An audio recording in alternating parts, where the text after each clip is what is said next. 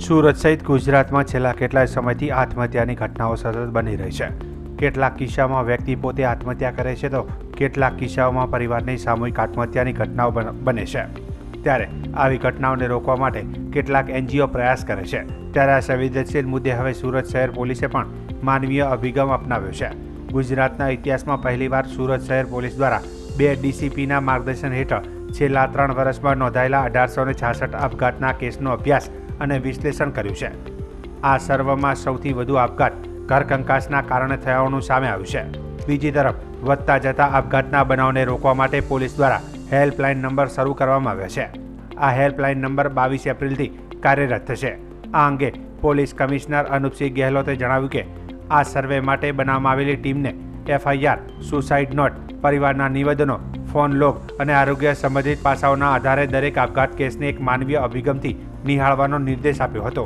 આ અભ્યાસમાં જે તથ્યો સામે આવે છે તે સમગ્ર સમાજ માટે ચિંતાજનક સંકેત છે। સુરત શહેરમાં 3 વર્ષમાં નોંધાયેલા 1866 કેસમાંથી 490 એટલે કે 26% આપઘાતના બનાવો ઘરના ઝઘડા અને ઘરેલું તણાવના કારણે થયા છે।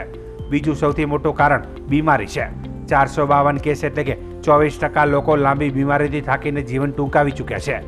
આર્થિક સંકળામણ દેવાની સમસ્યાઓના કારણે પણ 355 જેટલા કેસ નોંધાયા છે, જેમાં મોટાભાગે વ્યાજખોરી અને નાણાકીય દબાણ મુખ્ય કારણ રહ્યા છે। પોલીસના સર્વેમાં પ્રેમ સંબંધોના તણાવના કારણે 104 આપઘાતના કેસ નોંધાયા છે, જ્યારે 228 કેસ ડિપ્રેશનના કારણે થયા હોવાનું જાણવા મળ્યું છે। આશ્ચર્યજનક રીતે 200 કેસો ભણતર અથવા કારકિર્દી નિષ્ફળતા, પરીક્ષા કે નોકરીના હારને કારણે થયા છે। વધુમાં સાયબર ફ્રોડ કે બ્લેકમેલિંગના કારણે 37 લોકોએ પોતાનું જીવન ગુમાવ્યું છે। આવી ઘટનાઓને રોકવા માટે 3 નંબર પણ જાહેર કરવામાં આવે છે, જેમાં 100 નંબર ઉપરાંત 81 28 36 91 00 અને 81 28 30 81 00 નંબર પર લોકો કોલ કરી શકે છે। પોલીસ આવા લોકોને યોગ્ય મદદ પણ કરશે।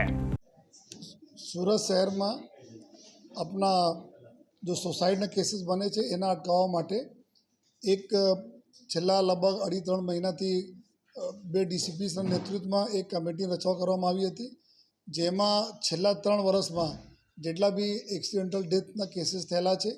जो हॉस्पिટલના रिकॉर्ड में से अमे मळेला छे एना अभ्यास कर्या। जो अभ्यासना अंते आ पैकी जेटला घणा बधा केसेस होय, लोग घर में फिसलीने पड़ी गया हो, कोई बीमारी से मरी गया हो, परंतु हॉस्पिटल जता हो तो आ बधा केसेस समावेश आमां थाय छे। आमां तो फकत जो सुसाइड्सना केसेस हता आ कुल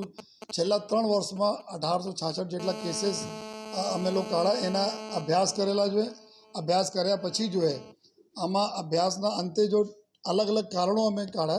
कि शुं कारणोसर जो आ सुसाइडना केसेस थयेला छे, जेमां लगभग जो फैमिलीज इश्यू जो घर कंकासना लीधे कुल 26.3% एटले 492 जेटला केसेस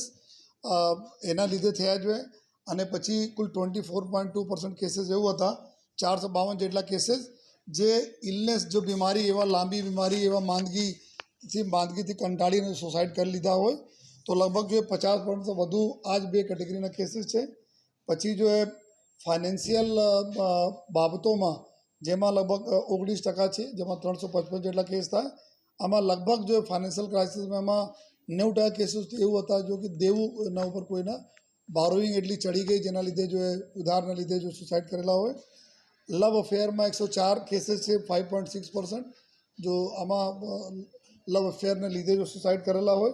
डिप्रेशन अलग अलग कारणोसर डिप्रेशन में आया पछी 228 जेटला मतलब 12.2% लोग डिप्रेशन लीधे सुसाइड कर लीधा। अने बाकी जो कोईने ब्लेकमेल करवाना आ प्रकारना कोई सीडी कोई वीडियो बनावी ब्लेकमेल करे एवा 2% केसेस हता, 37 केसेस थाय छे। अने 10.7% केसेस एवं हता जेमां आमां जो स्टडी कैरियर नहीं बनावी शक्या, परीक्षा में फेल थई गया एना लीधे जो कुल 200 जेटला केसेस एटले करीब 10.7% केसेस ना लीधे आमां सुसाइडना बनाव बनेला छे। अफेक्टेड एरियाज में अमारा वराछा सरथाणा वराछा ओछा है वो 103, लेकिन आमा कापोद्रा 171, लिंबायत 175, सचिन GIDC 70, सचिन में 56 और रांदेर और अमरोली पुलिस स्टेशन और चौक बाजार पुलिस स्टेशन आ विस्तारों एवं है ज्याँ वधारे लोग कारीगरों कामकाज करो फैक्ट्री से, सचिन में इंडस्ट्रीज से पूरी जो है ज्याँ ज्याँ इंडस्ट्रियल एरिया है त्या वधारे जो લેબર ફોર્સ રહેતા હોય છે ત્યાં પણ આ પ્રકારના બનાવો અમે લોકોના અભ્યાસમાં આવેલા છે જો અને એના પછી જો કેવી રીતે એના પ્રિવેન્ટ કરીએ એના અભ્યાસના પર્પઝ એવું હતા કે એના પ્રિવેન્શન માટે જો અમે લોકો એક હેલ્પલાઇન ચાલુ કરી છે આત્મહત્યા નિવારણ હેલ્પલાઇન જો સતત 24 કલાક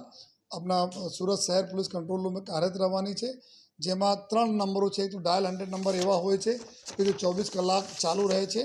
અને સાથોસાથ 2 બીજા નંબર છે 8128369100 અને બીજા નંબર છે 8128308100 તો આ 3 નંબરો ઉપર જો અમારા 2 પોલીસ અને 1 કાઉન્સલર સતત 24 કલાક ફરજ બજાવવાના છે આ બધા આપના મીડિયાના મિત્રોના માધ્યમથી અમે બધાને રિક્વેસ્ટ કરીએ છીએ કે કોઈ પણ યાર મિત્ર સગા સંબંધી ન લાગતા હોય કે એવા કોઈ પરિસ્થિતિમાં છે કે જો બરાબર નથી તો આ નંબર ઉપર કોન્ટેક્ટ કરવા વિનંતી છે સાથોસાથ એવા કોઈ વ્યક્તિઓ જો આ પ્રકારના મનોસ્થિતિમાં છે આ પણ અમને કોન્ટેક્ટ કરે તો જેથી તાત્કાલિક 40 જેટલા અમારા પોલીસ સ્ટેશનના જો ટીમ છે પીઆઈ છે પીસીઆર ગાડીઓ છે આ ગાડીઓ અમારા કંટ્રોલ રૂમ સાથે સંકળાયેલા રહેશે આ પર્પઝ માટે જેવા અહીંયા કોલ આવશે તાત્કાલિક જે તે જગ્યાએ અમે લોકો કોલ ફોરવર્ડ કરીને એના તુરંત જો પોલીસની ટીમ પહોંચીને એના જોડે બાત કરીને એના બચાવના માટે જો બી એના જરૂરત રહેશે અમે લોકો બધી કામગીરી કરવાની છીએ જોઈએ અને સાથોસાથ ક્યારેક એવું પણ થાય છે કે અમારા કાઉન્સલરના હાજરી અહીંયા બી છે જો અમારા સુરક્ષા સેતુ સોસાયટીના તહેત જો બધા કામગીરી કરશે જોઈએ અને આ લોકો બી ટેલિફોન ઉપર બાત કરીને કાઉન્સલિંગ કરતા રહેશે જબ તક બીજી કોઈ હેલ્પ નહીં પહોંચે સાથોસાથ અમારે તમામ પોલીસ સ્ટેશનો અમારા સુરત શહેરમાં ઘણા બધા એવા એનજીઓ છે ઘણા બધા એવા કાઉન્સલર છે જો એન્ટી સોસાઇડલ પ્રવૃત્તિ ઉપર કામ કરતા હોય છે જો એના બી અમે લોકો સાથે એમાં સાંકળેલા છીએ જો અને આ લોકો બી અલગ અલગ વિસ્તાર જો અલગ અલગ બધા વિસ્તારોમાં જો રહે છે જે વિસ્તારના જો બી અમારા સંભવિત વિક્ટીમ હશે એના ત્યાં જ જે તે વિસ્તારમાં જ જો અમે લોકો મળીને એના ઉપર જો કાઉન્સલિંગ કરવાના યા બચાવ કામગીરી કરવાના અથવા જો જરૂરત લાગશે આ લોકો કરવાના છીએ તો મારી બધાને રિક્વેસ્ટ છે કે આપ એવા કોઈ પગલાં ભરતા પહેલે સુરત શહેર પોલીસને એક તક આપવો જોઈએ એ બધાને અમે વિનંતી કરીએ છીએ.